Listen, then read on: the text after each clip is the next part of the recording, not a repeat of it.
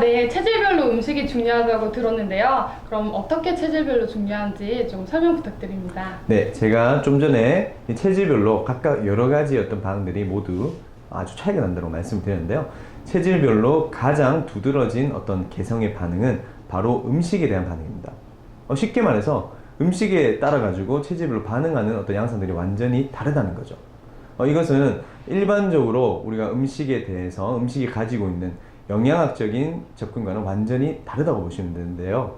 일반적인 영양학의 관점에서는 마치 모든 음식을 골고루 먹어야 인체에 유익한 것처럼 이야기를 합니다. 하지만 팔체제에 따라서 각각의 셀들은 생화학적인 개체 차이가 분명히 존재하기 때문에 유익한 음식과 해로운 음식이 각기 다릅니다.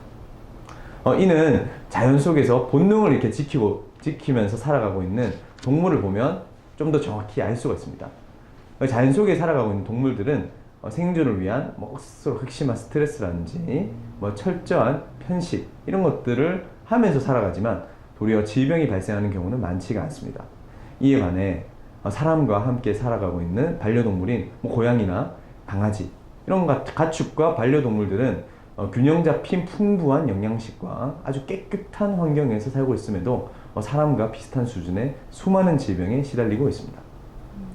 또 다른 이야기를 조금 해보자면 초식 동물들은 예를 들어서 소가 있겠죠. 태어나면서 죽을 때까지 오로지 초식, 즉 탄수화물만을 섭취를 하게 됩니다.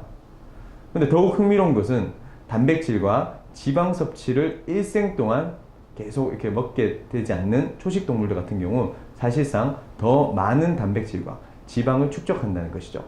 예로 들자면 아까도 말씀드린 소가 있겠죠. 모든 육식 동물들은 반면에 평생을 아주 기름진 단백질만 그리고 지방질만 섭취하게 되는데요. 오히려 뚱뚱하게 살이 찐 육식 동물은 찾아보기가 굉장히 힘듭니다. 가령 치타나 호랑이 이런 어떤 동물들이 뚱뚱한 경우는 찾아보기가 쉽지 않다는 말이죠. 그래서 자연 안에서의 이런 동물들의 섭생법이 인간과 가장 다른 것은 철저한 편식을 한다는 점입니다. 소는 오로지 풀을 뜯어먹고 사자는 오로지 육식을 한다는 것이죠. 이와 마찬가지로 사람도 자신의 체질에 유익한 음식을 편식해야 자연 속에 있는 동물들처럼 건강해질 수 있다는 이야기입니다. 그래서 결론적으로 말씀을 드리자면 팔체제에 따른 편식을 해야 굉장히 건강해질 수 있다는 이야기입니다.